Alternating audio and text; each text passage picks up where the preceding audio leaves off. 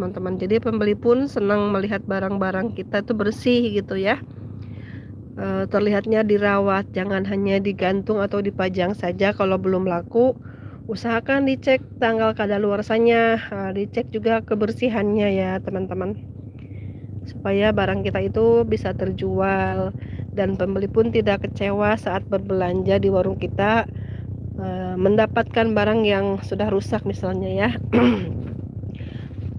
Kadang nggak ada orang yang belanja asal beli gitu ya. Mereka di rumah tuh ternyata lebih teliti gitu, dilihat expirednya, dilihat kemasannya gitu ya. Namun mereka tidak mau mengembalikan ke warung jika ada barang rusak. Jadi malah ngomongnya ya nggak enak-enak ke warung lain ataupun ke orang lain gitu ya. Jadi tercemarlah warung kita itu, terkesannya menjual barang-barang yang rusak gitu ya. Tapi kalau ada orang yang terus terang mendapatkan barang rusak, sudah ketinggalan masaknya misalnya ataupun kemasannya ada sedikit bocor, langsung ke warung dibalikin, minta ganti, itu lebih baik menurut saya ya, dan tidak menjelek-jelekan warung gitu ya teman-teman. Kadang orang pembeli itu beda-beda karakternya, ada yang lebih suka transparan, ada yang suka lebih diam-diam tapi bikin kita nggak nyaman gitu ya. Tidak semua pembeli nggak nyaman, ada juga penjual yang nggak nyaman gitu. Dan contohnya itu di barang-barang ya. Kalau ada barang yang udah rusak, kita segera singkirkan gitu, taruh di belakang, jangan terus dipajang gitu ya teman-teman.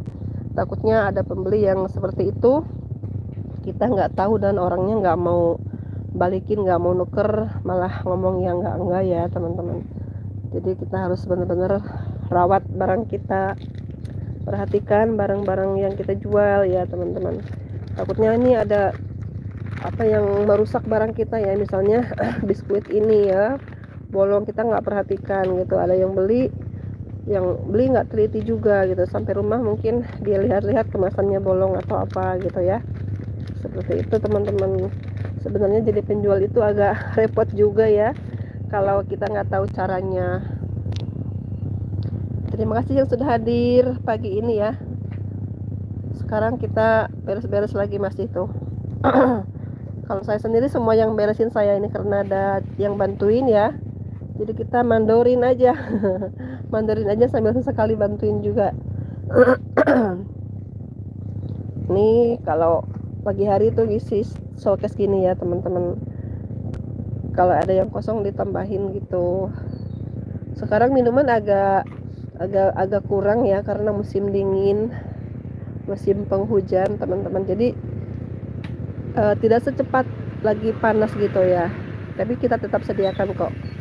Suka ada juga yang pembeli memang meskipun musim hujan tetap mencari yang minuman dingin gitu. Ini suara saya lagi gak enak ya, mohon maaf teman-teman.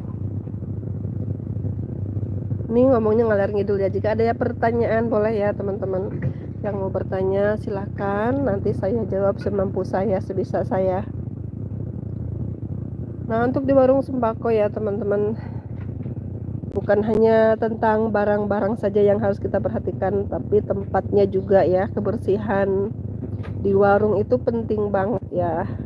Lantainya dibersihkan gitu ya. Peralatan dagang juga kita harus bersihkan. Misalnya showcase-nya dilap gitu ya, etalase juga dilap biar kelihatan bersih, rapih, menarik ya teman-teman.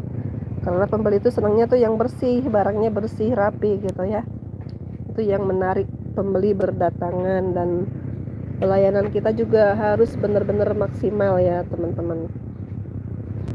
Meskipun barang lengkap, tempat bersih, kalau pelayanannya tidak menarik pembeli, otomatis pembeli pun segan berbelanja ke warung kita. Seperti itu. Sambil lihat-lihat ya teman-teman. Sebentar lagi saya mau off nih, mau jalan kayaknya ya, biar entengan badan. Dikunci nggak Chan? Rumahnya nggak dikunci? Di slot doang. Ya udah. Oke teman-teman, sekian dulu ya absen saya pagi ini di warung sembako ya. Next kita sambung lagi. Sekian dulu ya, saya mau jalan pagi teman-teman. Assalamualaikum warahmatullahi wabarakatuh.